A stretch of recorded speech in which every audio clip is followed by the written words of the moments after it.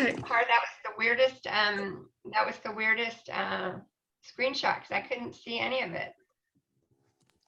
It's because everyone was on gallery view. It's okay, I got it. I'll send them to you. Okay. Yeah, I can see it. It looked good. You just had a couple people that didn't undo their video. That's normal. That's the world of a virtual world. Okay, Akila, tell us what we're doing.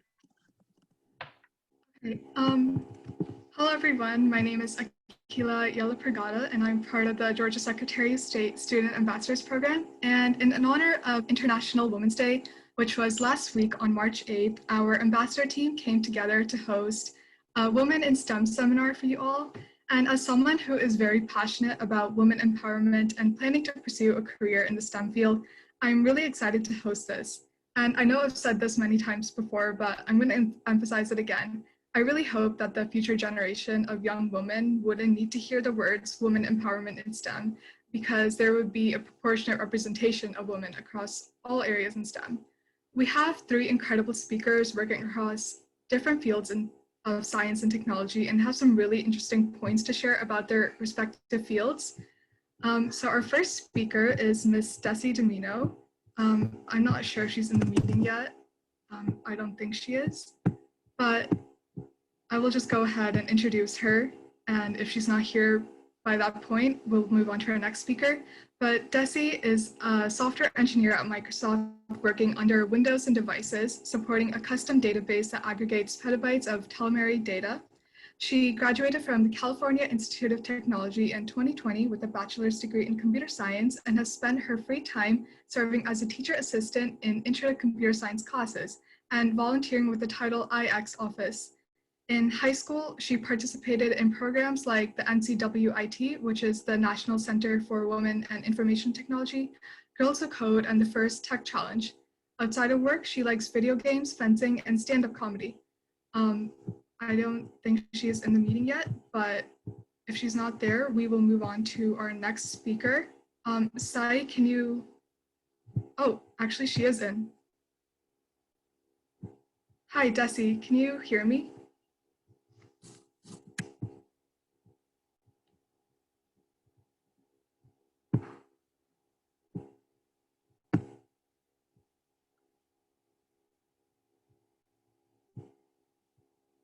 Hello.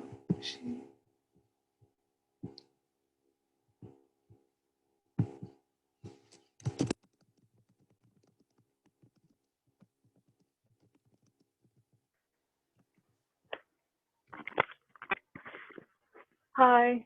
Hey. Hi, Desi. Can you hear me okay? Thank you so much for being here with us today.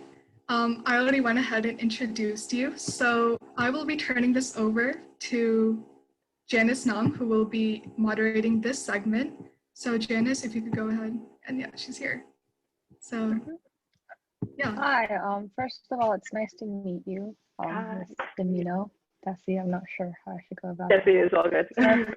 Okay, awesome. So my first question is, what motivated you to enter the computer science? Awesome, yeah, that's a great question. For a little bit of background, I'm a recent hire. I graduated from Caltech this past June, and I'm a software engineer at Microsoft. I kind of was always interested in STEM generally. I had a lot of building toys growing up. I liked Legos. My parents were very supportive of those interests, and I always thought I would do something, maybe like architecture or maybe something about building, but I wasn't really sure. I have an older brother who's 7 years older than me, so when I was in middle school, he had just gone to college, and I didn't know anything about college. I knew that he was becoming a mechanical engineer, and being an annoying little sister, I sort of thought, oh, maybe I'll also be a mechanical engineer. And he came home from his first semester of college, and he said to me, you know, Desi, if you really want to do anything, you have to learn how to code. And I had no idea what that meant, but I went and I found my mom and I said, I need to learn how to code, and you have to help me find a summer camp or something to learn how to code. And she had no idea what I was talking about, but she went and she found a summer camp where I could learn computer science. So when I was in 7th grade, I took a week-long class that taught me an intro to Java. We did some like very basic stuff, and that was sort of the beginning of it. I looked for opportunities outside of school because my school didn't have anything. And then when I was a junior in high school, I heard about this program called Girls Who Code. And Girls Who Code, it was a free program. It's 8 weeks long. They teach you computer science, and I thought I had to sign up. And I had applied to all of these other summer camps that required applications and all of these other things, and I didn't get into any of them except for Girls Who Code. And so I was definitely going, and it was honestly a really fantastic experience. At the time, I had thought I might be interested in biology, or I thought I wanted to do maybe prosthetics or robotics, and so there were a lot of things going on, and I knew that I would need to know a little bit of coding for all of these, but it wasn't really my focus. And then after I did Girls Who Code, I knew that I wanted to study computer science. I was doing the program in conjunction at Goldman Sachs. The way that the program works is that a company sponsors 20 girls. So I was seeing all of these people doing coding in a very financial sense. They were doing statistics, or they were doing data science, or they were writing complex algorithms or working with databases. And I'd never heard of any of those things before. I didn't really know how they worked. I just thought to myself, you know, if I do coding, I'll be able to do so many different things. And so I stuck with it, and I decided that I was going to apply to colleges and major in computer science. And then things kind of went from there. Cool. Yeah, you started really young. That's crazy. So my next question is, do you feel that your experience in the field is different from that of your male coworkers and peers? Yeah, definitely. So actually, to your point, I think that one thing that I do share with them is that I started kind of early. By no means do you have to start early to get into computer science. By no means is that like something that's important. 50% of the people at my college that had computer science majors started in college. So if you're starting in college, or if you're starting in high school, that's great. But it's absolutely not something that's necessary. But other than that, I think most of my experiences were pretty different from my male coworkers and peers. I definitely got used to being the only girl in a lot of my science classes in high school and middle school. All of the programs that I was going to outside of school were very much male dominated. And literally, when I said the only girl, I mean the only girl. And in 2 instances, I was actually the only girl in the class of like 20 people. At one point, there were only 4 girls and there were 60 boys. I think that as I got to college, things were a little bit better for me. My college had 50% women in our computer science major, but I know that's not the case at most colleges.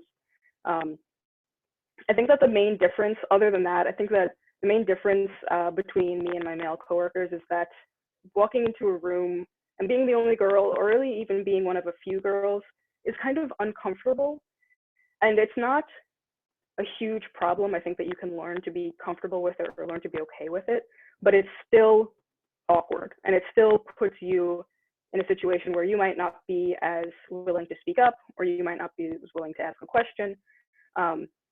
And it sort of becomes this dichotomy of you know, do I stand up and say something and put myself out there and draw attention to myself more than I already have by being the only girl in the classroom, or do I like try to ignore it?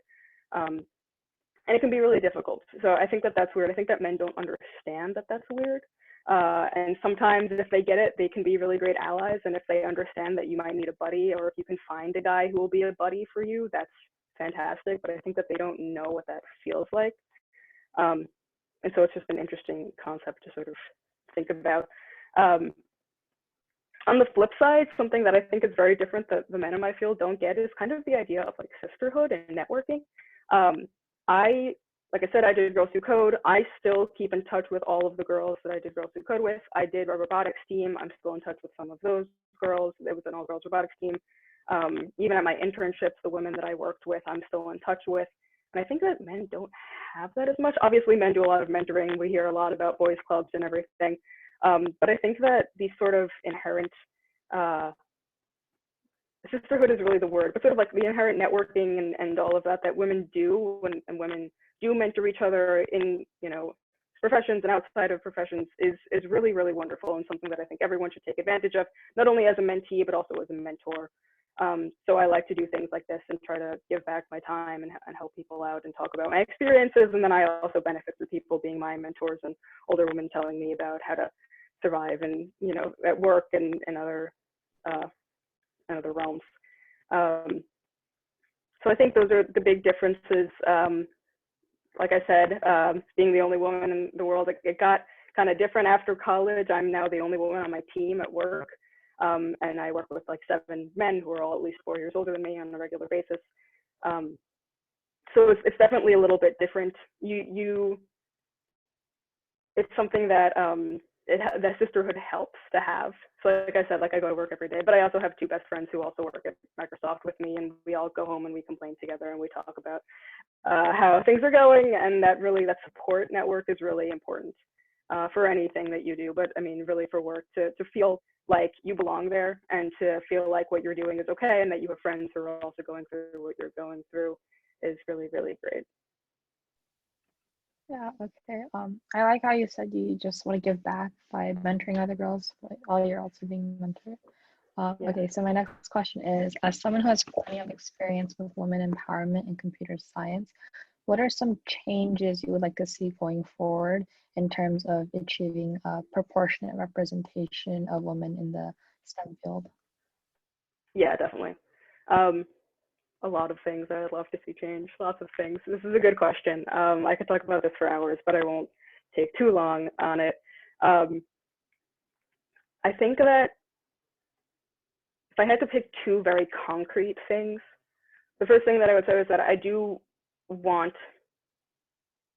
there to be sort of like mandatory coding classes at high schools. I went to a public high school, and we didn't have any coding. Like I said, no one really, but we're starting to. The public high school that I went to, actually, I found out, is starting to teach computer science pretty often. And the only reason I say that is because it would mean that more young women would be exposed to STEM earlier. And like I said, it's not a necessity now, but I think that a lot of the reasons that we don't see a lot of women in STEM is because they just don't know that it's something that they can do, and maybe they don't know that it's something that they're interested in because they haven't tried it yet. Neither of my parents worked in STEM. I didn't have anyone really until my brother started working in STEM to sort of guide me. And I think that if we had people doing this just as something that was part of their curriculum, a lot more people would just go into it because they would realize that they'd like it. So I think that would help a little bit at the beginning. I also would love for colleges to do a better job sort of having more women in their computer science programs. I would love for every college to have 50% women in their computer science programs. And some of that is the college's fault. Sometimes colleges don't do a great job of making their intro classes welcoming to women. Sometimes they don't do a good job of making sure that there are TAs that are women, because surprise, surprise, if there are TAs that are women, women are more likely to go talk to them. And if there are TAs that are men, men are more likely to go talk to them. And so if you don't have any female TAs, well, then are the women TAs going to go talk to the men? Sometimes that's really awkward and uncomfortable. Sometimes you get judgment. Sometimes those guys are going to be sexist. And so things like that the schools can do to sort of make the situation better would be nice to see.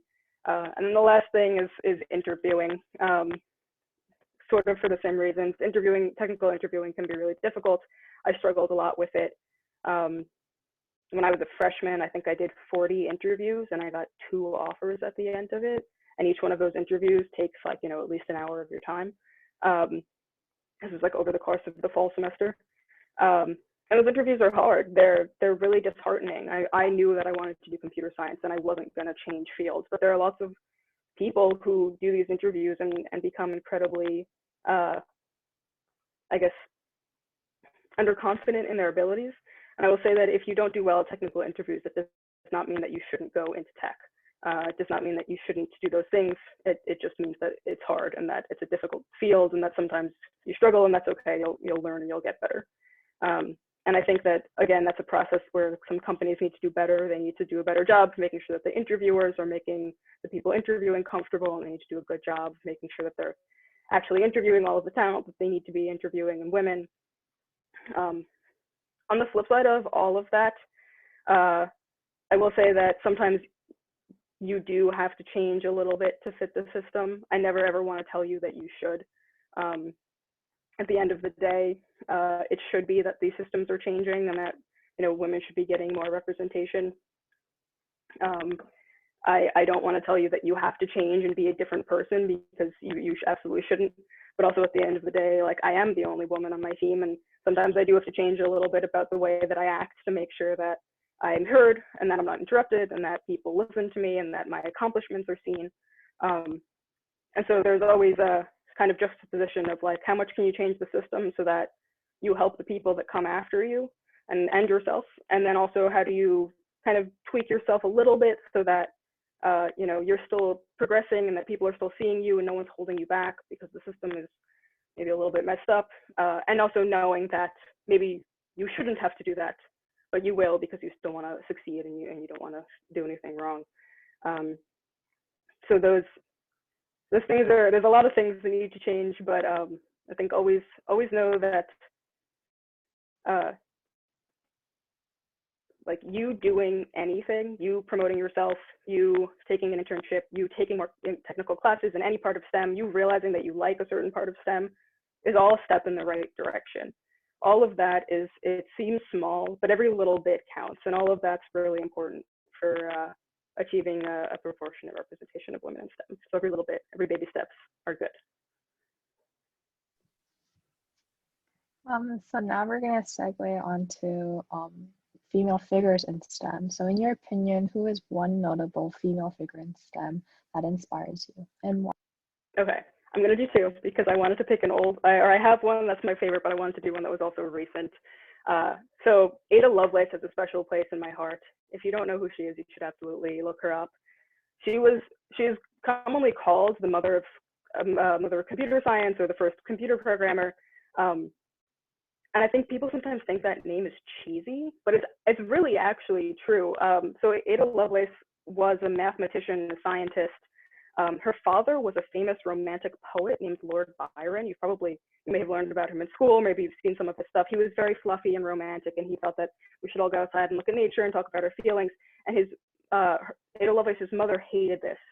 She was like, I can't believe him. We walked out and he went and fought in this war. I had this daughter and all of this stuff. So she told her daughter to study math because she didn't want her to be fluffy like her father, which is, I'm not trying to make fun of math. Art is very important and good, and you should also study art. But this was the mother's mindset. And so the mother gave her all of these tutors, which was not normal for the time. Women were not learning math. And so Aydah Lovelace was just incredibly talented and knowledgeable and had all of this background. And at the time, there was a technological movement where people were making robots and then they would show them off in parlors as like party tricks. And the way that these worked was with punch cards, which are super old and obviously we don't use them anymore, but you would literally punch into a card and then feed it into the machine, and the machine would figure out where the holes were and then it would know what to do. So it was like the grandfather of coding. And so she started working with this man named Charles Babbage, who was working on these machines. And I want to say that he wrote a paper, and I think the paper was like 4 pages long, and it was about how we could be using these punch cards to make a computing machine. They didn't have computers, obviously we didn't have a concept of computer, but they understood that they could get a computer to do computations. And then Aydah Lovelace was working with him, and she translated, I believe she translated, or she was writing notes on this paper, and in the process ended up writing a ridiculous number of pages of notes. It was like pages of notes. It was like 3 times as long as what Charles Babbage had written. And in her notes on his paper, she outlined a lot of the very basic logic that we have now for coding. Things like for loops, if statements, all the stuff that if you take an intro to computer science class, like we know, she defined all of the logic for that first. She was the person who said, you know, if we make a computing machine, it should be able to loop over something a few times and it should be able to repeat code. So she was like she was decades ahead. And I think she's incredible, and she's done a lot of really cool stuff. But she's been not around for a very long time. So if you want someone recent to look at, one of my other favorite female figures in STEM is Megan Smith. She's alive right now. I think she's probably in her 50s. She has a really awesome background. I think she went to MIT. I think she has a PhD, and then she worked for Apple and Google and did a lot of really wonderful things. But then her career took a little bit of a turn, and now she works in public policy. And she was the CTO of the United States under the Obama administration. And I believe now she's on some very important boards. So if you want to follow her on Twitter, she's always doing some interesting stuff. I really like her. Thank you. So my very last question for today is, what is some advice you would like to give to a young woman interested in pursuing a career in technology or really any other area in STEM? Yeah, totally. This is a good question. I have a lot of things that I I could say as advice, but I think that the one that always comes up is about imposter syndrome. We talk about imposter syndrome a lot. People are always asking questions about it. And to be completely honest, I'm not happy with the answers that most people give about how to deal with imposter syndrome. I think that there's a lot of research around imposter syndrome that sometimes we don't hear about. So the real way to combat imposter syndrome is to take something that you've done, and anytime you think like, oh man, I can't do this, or like, I don't know, maybe I didn't, like maybe it was a mistake, I didn't deserve to be here, oh my God, I'm gonna show up at my job and they're gonna tell me to go home, or they're gonna fire me and I'm not gonna know about it. Remind yourself of something impressive that you've done. It can be anything. It can be finishing a class, doing a final, graduating, anything that reminds you that you actually have those skills, and no one can take that away from you. I like to go and look at my resume and be like, oh, I did that internship, and like, oh, look, I took that class, and all of these things. And literally, it's reminding yourself that you did those things, and no one can take those away from you, and you deserve to be where you are.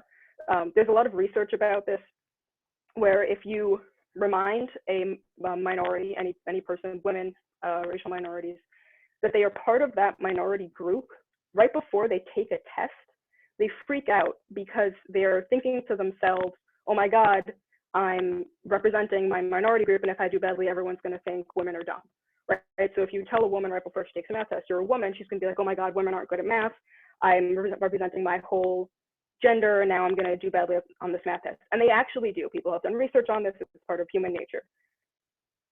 Every single test, I don't know about you, but every single test I've taken, every single test asks you to fill out those stupid bubbles, right? Every SAT like asks you like, are you a woman? Like right before you take them. So I don't know who invented that. That was a bad idea. But the way to combat this is that right before you take the test, you remind everyone, or you remind women, that they are really good at math. You say to them, like, hey, like, forget that. Like, women are actually great at math. Women perform better at men on math up until like high school, and then they stop doing well because they think that they're not doing as well. So that is the actual answer on how to deal with imposter syndrome. And it drives me crazy when people just say, oh, believe in yourself. There's actually science behind this. Like, people like are messing with our brains, and we shouldn't let that happen. And there are like real ways to combat it. So every time you have to go do something and you're like, oh my God, I don't know, be like, no, I'm a woman. Women are good at math. The Vikings thought that women were magic because they could do math well, and they like made them in charge of all of their finances. So like I am like a good math person. I'm gonna go like ace this test and then go do it, and you'll be great. So that's the big thing. The second piece of advice that I'll give is that you should never let anyone tell you whether or not you belong in a field. I hear lots of people say things like, oh, well, like, Desi, I like couldn't see you doing that. Or like, oh, are there any other girls that do this thing? Because like, I can't imagine them doing that. And it's like, I'm sorry. I don't care what you think. I decided that I want to be in this field, that I like it. And it might be difficult. I might have bad days. It might be hard. But at the end of the day, this is my field. I decided that it's my field, and I'm going to stick to it. And if I don't fit your idea of a computer scientist or someone in STEM, that's your problem. And I think that as long as you do that, you won't let anyone else get you down. All right, thank you so much. It was interesting to cover that. Thank you so much, Desi, for sharing your input. You've made some really, really interesting points. And I don't think I've ever met someone this passionate about computer science. Something that really inspires me because I'm majoring in comp sci.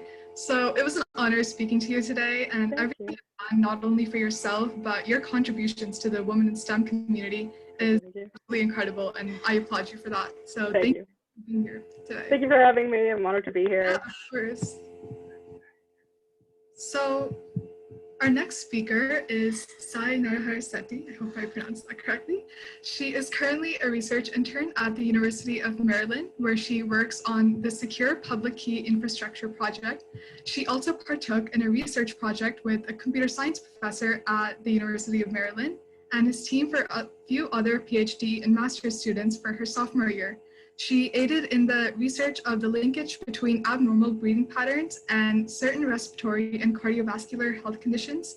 Additionally, she is a co-president of the Model UN Club in her school and actively participates in the Future of Business Leaders of America club at her school. She has also taken AP Computer Science applications her sophomore year to expand her knowledge in Java and is currently taking advanced data structures. Having pursued these courses, she is on the path to completing the Computer Programming Academy. She intends to complete this academy, hoping to major in computer science with a strong foundation of the fundamentals. Thank you so much, Sai, for joining us today. Just from your introduction, I'm so fascinated by everything you have accomplished so far, and that too for a pretty young age. I mean, you're a junior in high school, so that's really amazing. And I really cannot wait to hear your thoughts on this topic. I will be handing this segment over to Aditi Mohan, where she will be moderating. So Aditi, yeah, there she is. Thank you. Hi, Sai. It's so nice to have you here today, like Akila said, so you could share a little bit about your passion and your story to SODC. So I'm just going to get started.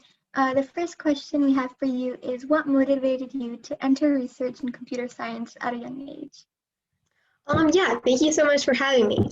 So to be honest, whenever I was in middle school and I was younger, I had always thought I was going to be a doctor, and I had a passion for the medical field. And so as a graduation requirement, when I entered high school, we had to take one tech credit.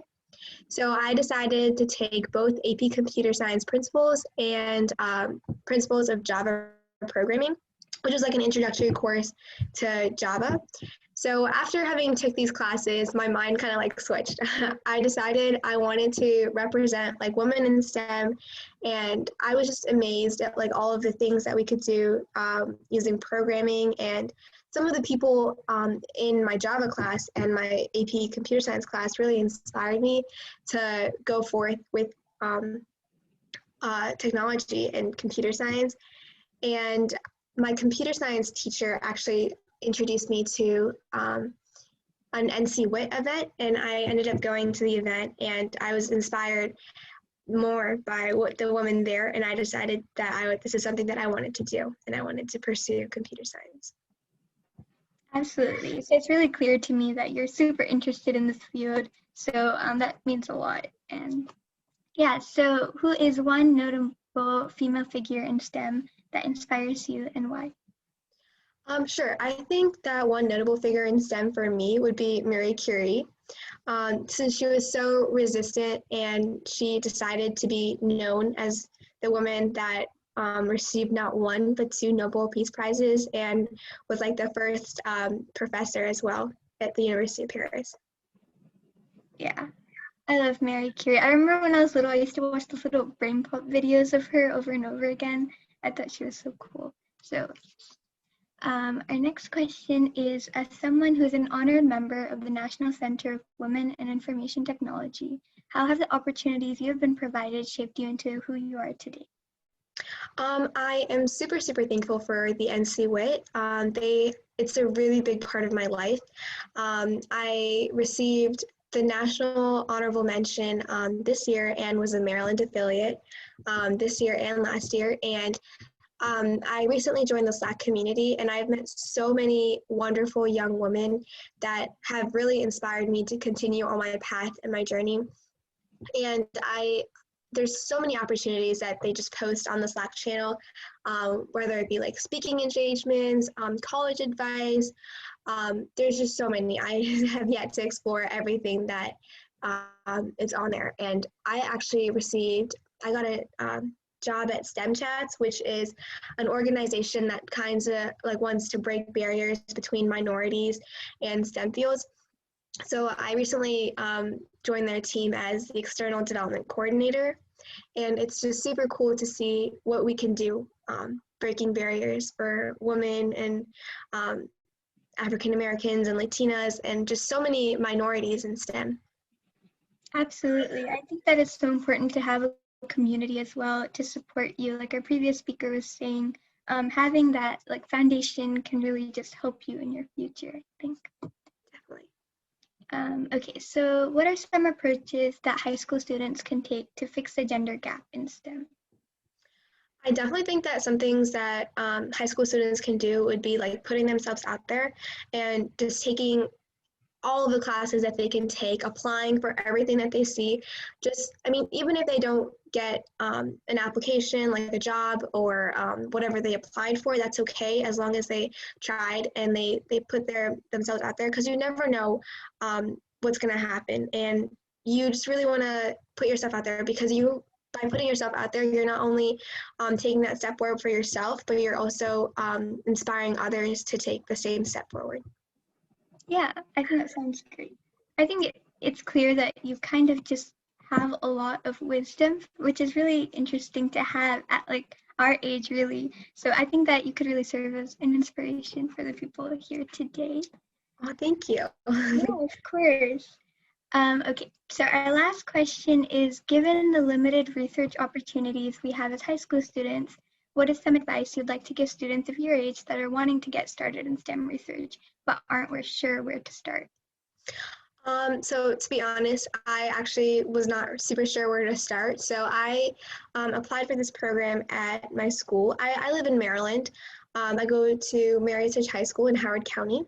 And so we have this program called Independent Research. It's a research program, and it's combined with another class called Intern Mentor. So I took that class my sophomore year, and now I'm taking Intern Mentor. So you have to apply for that program.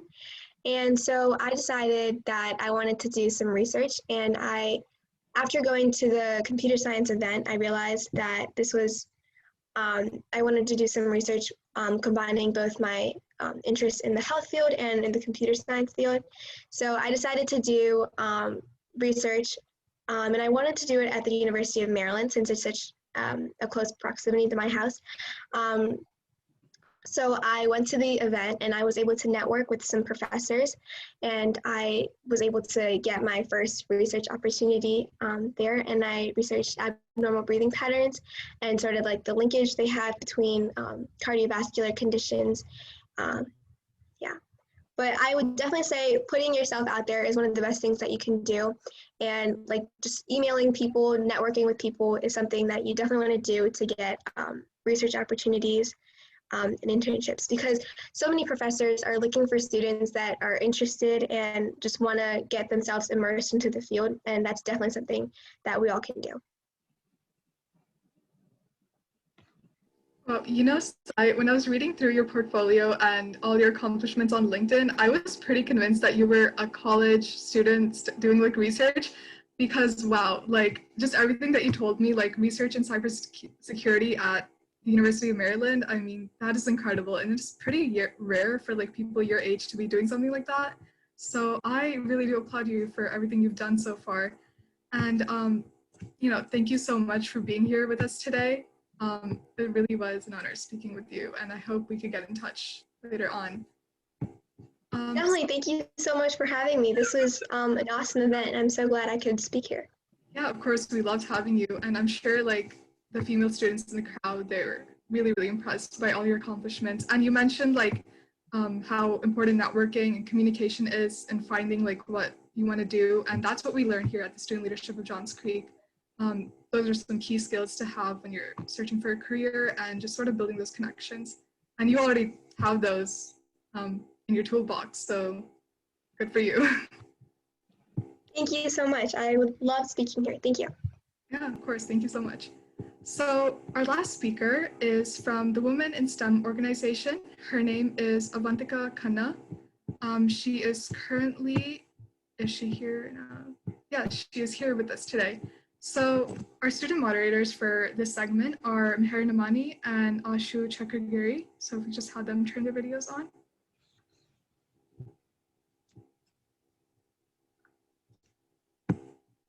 There she is. And there he is. Okay, so I will let Ivantika do the explaining on this part, and I will let our other two moderators handle this segment. Thank you so much for being here with us today.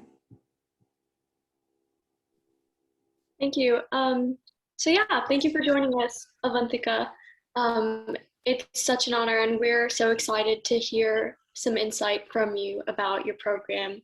And since you're the president of WeSTEM, we're just going to go ahead and get started and ask this first question about, can you just introduce the organization overall to our audience and what motivated you to start this initiative? Of course, thank you so much for having me here.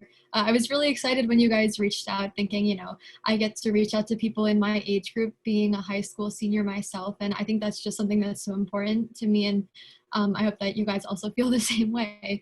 So a little bit about myself is that I live in New Jersey and I'm the president of Women in STEM. So a little bit about the organization is that Women in STEM was founded in March of 2017 in Chicago.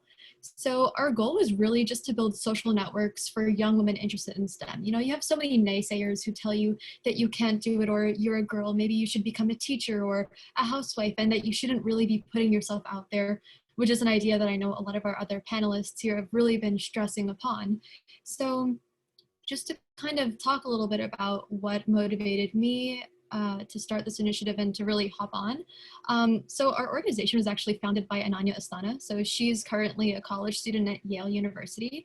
And I'll share her story as well as mine, and, you know, the best of both worlds here. So with Ananya, really her journey with Women in STEM started in 8th grade when, you know, you're right about to pick your classes to enter high school. So for her, her big dilemma was with her high school math classes. You know, was she going to pick the more advanced track of math, or was she going to, you know, go maybe the less stressful route and choose a non-advanced track of math? So this was really dependent on whether you were, you know, academically qualified for the class, which she was. But, you know, like any 13 or 14-year-old, we want to also ask our friends, what class are you going to take? Because, you know, there's no fun being in a class without having anyone you know to sit next to, and to be able to go to your friend's house to study for tests and do homework together. So when she asked her girlfriends, you know, what math class are you going to take? Almost all of them, you know, unanimously said, we're going to take the less advanced track, the non-advanced track. And that was something that was, you know, really discouraging to her, especially considering that a lot of her girlfriends were academically qualified for this more advanced track. And, you know, she asked them, you know, why not? And they said, I don't really know what's the point of taking the advanced track. I don't really know what the possibilities I have are, you know, with a career in math or in a more advanced STEM field. So, you know, then she turned to her guy friends and asked, what class are you going to take? And they all unanimously said, we're going to take the more advanced track, even though, you know, not all of them were as qualified as some of her girlfriends. And to her, she kind of just recognized this problem that, you know, it's not exciting to be in classes without our friends. And you know, although a lot of women are technically qualified to take these STEM classes and to pursue the STEM field, there's such a limited knowledge of what STEM has to offer for women, and there's this lack of community. So she wanted to address this by, you know, creating Women in STEM, and this is really where her journey and my journey merged. So I joined the organization about 2 years right after it began, and for me, I think you know, all the people who I looked up to as STEM role models, they were primarily men. You know, I think Bill Gates, you know, I think people who are Fortune 500 CEOs, Nobel Prize winners, people like that. And a lot of them are men. And, you know, all the guys in my science classes and my physics class, they're predominantly guys. And to me, that was something discouraging. And I thought to myself, why are so many of these scientists, businessmen, entrepreneurs, why are they predominantly men? And that wasn't an answer that I could just look up in a textbook. So I thought, you know, if there's really no clear-cut solution that I can look up, then I should create my own. And, you know, this is kind of where I joined forces with Ananya, and together our paths just kind of merged, and she holds the founder and executive director role, and I hold the president role. And we really just wanted to target the organization to the youth population, because this is just such a formative time in our lives, and we're so easily influenced by those around us. So just having this community of girls is just so important. And, you know, Women in STEM really strives to do that through our 3 main initiatives, which are outreach, mentorship, and networking. And we actually had based our organization off of the Sheryl Sandberg Lean In organization, which was, you know, it was meant to create communities for women interested in pursuing a professional career or becoming entrepreneurs. And we just wanted to, you know, take that model and just adjust it into what our goal was, which was targeting, you know, younger women who are interested in STEM who don't have that community surrounding them. So that's just a little bit about our organization and about myself and how I got involved.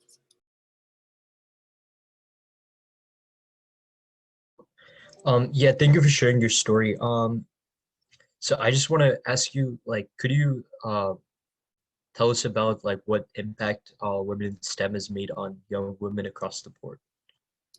Absolutely. So Women in STEM is an international organization. We serve, I believe, roughly 85 high schools and over 2,000 girls in 21 states and 5 countries.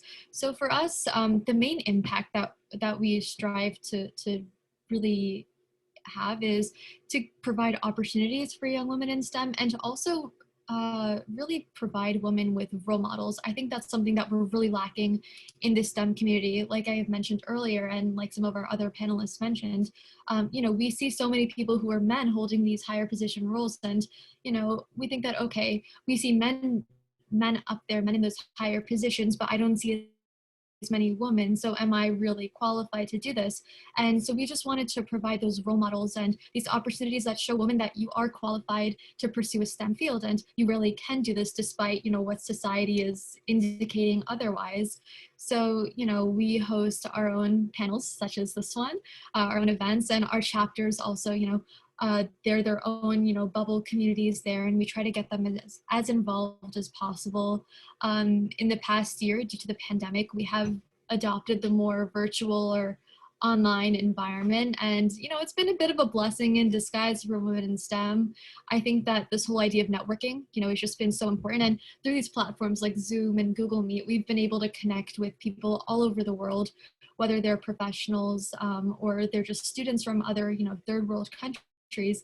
It's been so amazing, and we recently even started 2 more initiatives that are I guess subcategories of women in STEM called Athena and Envision. So Athena really strives to provide opportunities and events for more minority and under-resourced communities, whereas Envision is more of a STEM proposal kind of competition. And I think that both of these initiatives have really just served to impact all these women in STEM by showing that despite where you come from in life, whether your family is incredibly wealthy and your school has 50 STEM clubs, versus coming from maybe an underprivileged background where you might not have any STEM clubs, you can pursue this field. And there's so many opportunities that STEM has to provide, and whether you know it or not, there is a place for you despite what other people say.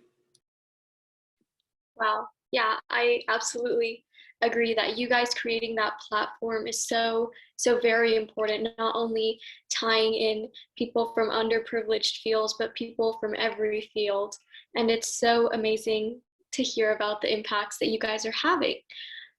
And connecting people. I definitely agree that the pandemic can be seen as sort of a blessing in disguise, because while it has taken a toll on so many, we have increased the global interconnectedness so much more. So moving on to our next question, as a youth-led national organization, how do you believe that society has progressed in terms of achieving gender equity in the STEM field within the last several years? Yeah, this is a really great question, and I think it's also a difficult question because this whole idea of monitoring impact is something that we don't see right away. With women in STEM, for example, just seeing the number of women who are integrating into these STEM fields is not something that will just happen over 1 year. It's something that happens generation-wise. But I do think that organizations like Women in STEM, STEMinist organizations, they have been helping in terms of encouraging women to join these communities and find those like-minded individuals and role models, and just looking up to them and seeing that I have all these resources available to me, and now acting upon that and pursuing a STEM career. So I do think that society has definitely been taking some steps, along with social media has been playing a huge effect. I mean, as we can see right now, not to get too political or anything, but with all these different movements happening, social media has been playing a huge impact here. And I think that we are taking some decisive steps towards closing this gender gap, but it is absolutely still a work in progress, as things can be happening right now, but it really depends in the long run how many of these women are actually integrating into the STEM field, and just things like that. A great question. Yeah, thank you for telling us about that. So what are some approaches students at the high school and collegiate level can take to bridge the gender gap in STEM? Yeah, thank you so much for asking. So I think that one of the largest things that we can do as young people is finding people who are like-minded and hold our ideals, have similar interests. So, at the high school level, I would say, and as I believe Sai had also said earlier, just jumping upon every opportunity that you get. What I would say is it's so easy for us to say no. And by saying no, we are closing so many doors and so many opportunities. So just being open-minded and thinking, okay, I'm not sure if this is something that I like, but let me try it out, because for all you know, it is something that you could like.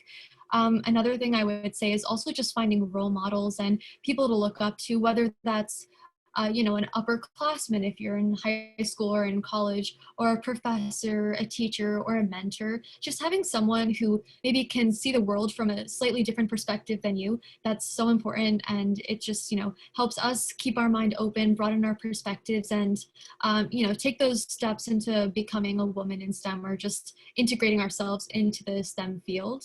I would also just say, joining certain organizations, Women in STEM, for example, or even just youth-led organizations, it's a great way to already start networking. And I think one of the best parts about these types of organizations is that it's a little bit less intimidating, in the sense that, we're all roughly around the same age. So you don't have this fear that, oh, I'm going to be talking to some, hotshot professor from Harvard or from this school. I can kind of talk to someone who is, my level.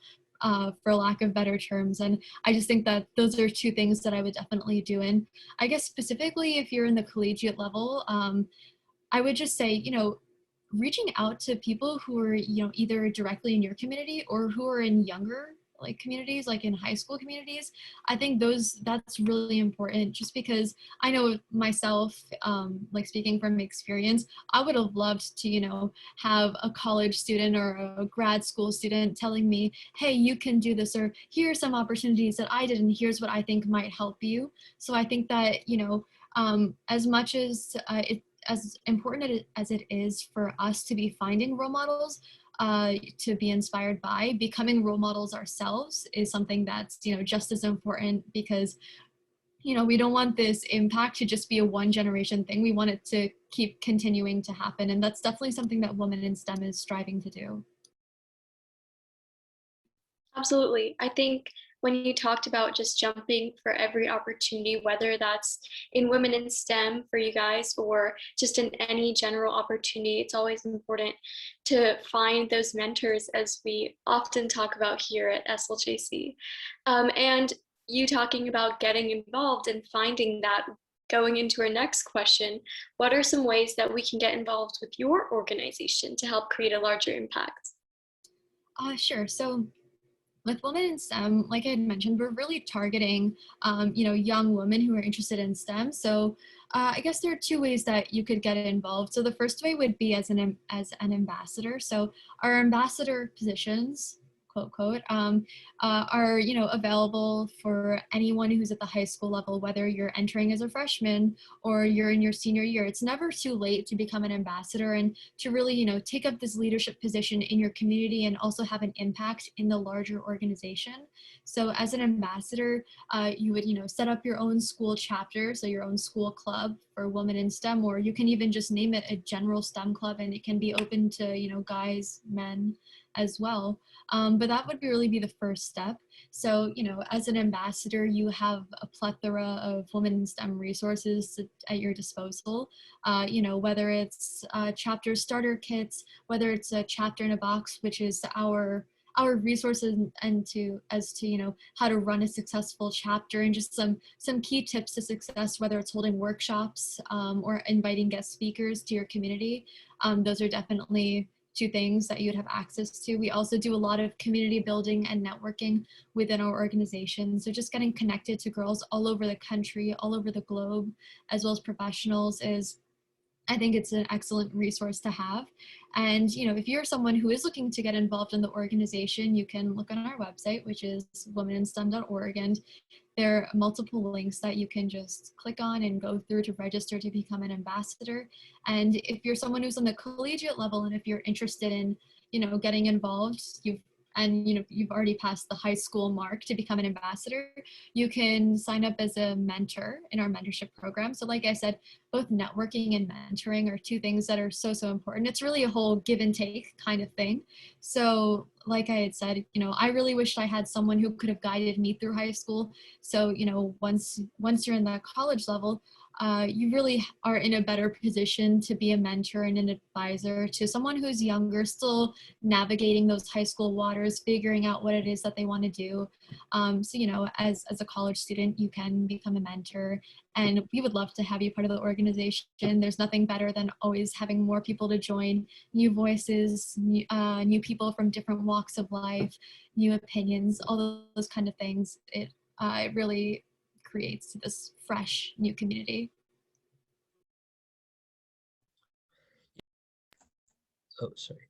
Yeah, I think quite a few of the girls here would probably like to join your organization. So I just wanted to ask the last question, I guess, is what is some advice that you would like to give to female high school students who are interested in pursuing a career in the STEM field? Absolutely. I think that advice is always one of those things that you can really never go wrong with, and there's so many different answers. So my answer is actually very similar to Desi's. She took the words right out of my mouth about imposter syndrome. So I'll just backtrack a little bit. And if I had to really pick two key things to focus on, the first thing would be about networking, and the second would be about self-advocacy. So like I said, Desi had mentioned, imposter syndrome is something that a lot of people face. And I think that's something that is especially pertinent to the women in STEM community. So this is why I would really say, just being able to build relationships with people who hold similar interests and similar ideals to you and who can support you is always a good thing to keep in mind. Whether that's just having friends who are interested in STEM, or bonding with teachers and professors, or finding a mentor who can almost be your little cheerleader. I think that's something that's it's really important to have. This is not to say that if you don't have a specific mentor figure in life that you're not going to be successful. That's not true at all. It's always good to have your own little entourage of people cheering you on, and I think that just creates a whole more positive mindset.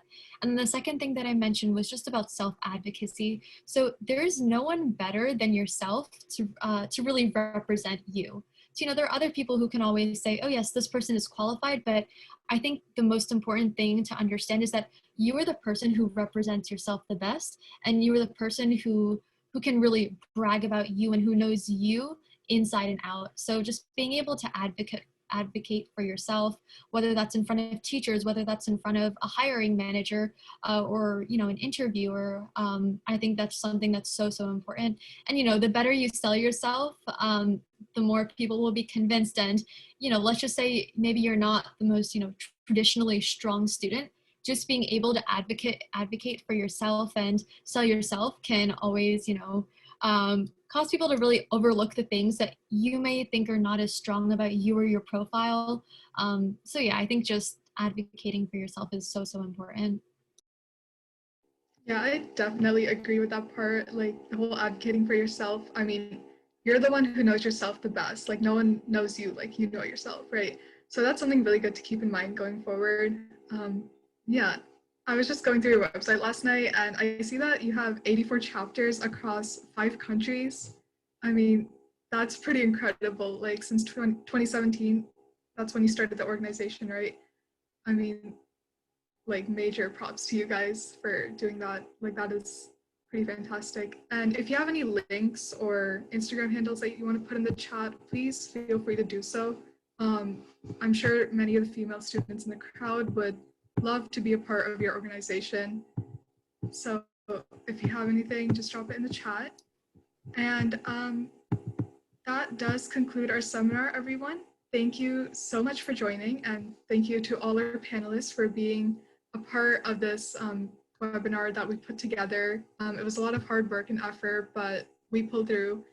And Ty actually put a Google Forms in the chat, so please do fill that out. It's a quick survey. It's just to know what you guys learned and what you think was really interesting about the seminar. We really want to hear your responses to that. So if we could get everyone to fill that out, that would be great. And Avantika did put a website right below that, thewomenInSTEM.org. And please do check that out. It's an amazing organization, as you could tell. And I'm sure they would love to have some new members in there. But other than that, thank you once again for joining. And yeah, that concludes the seminar. I will be handing it over to Ms. Sanders, who will be just giving some final remarks on the last year of our program. And thank you so much, Ms. Sanders, for everything you've done for student leadership at Johns Creek and the Georgia Secretary of State. Your efforts are just beyond the roof. I really, really appreciate everything you do. So thank you. Thanks. Thank you to all of our speakers if they're still here. You guys were, I think my favorite line was advocate for yourself. I think that you guys all hopefully have learned that this year, to do that, speak up, let people know who you are. So make sure that you do that.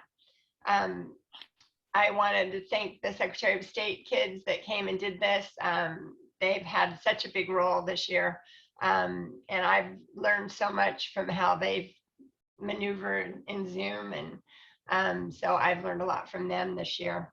It's been a privilege to work with all of you. And I'm always here if you guys need me.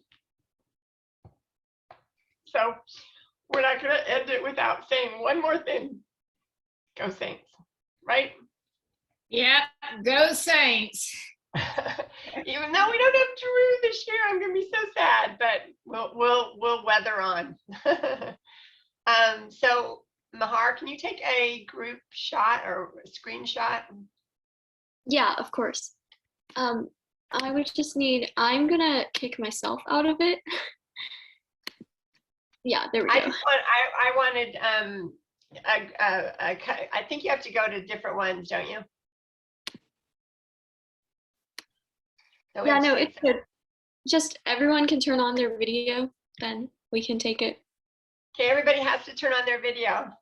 And remember, graduation is from 5 to 7 on April 16th, and it'll just be one-on-one. Randy's gonna be there with us, and Linda McCain, and we'll give you guys your cords and all that, and your name tags that you never got to wear all year. I'm gonna give them to you guys, so so you'll at least have that. So whenever you're ready. Okay, so I'm gonna take the first one because there's 2 pages, and then I'm gonna take the second one. So you can't really tell which page you're on, so just smile for both of them. Okay, ready? 3, 2, 1.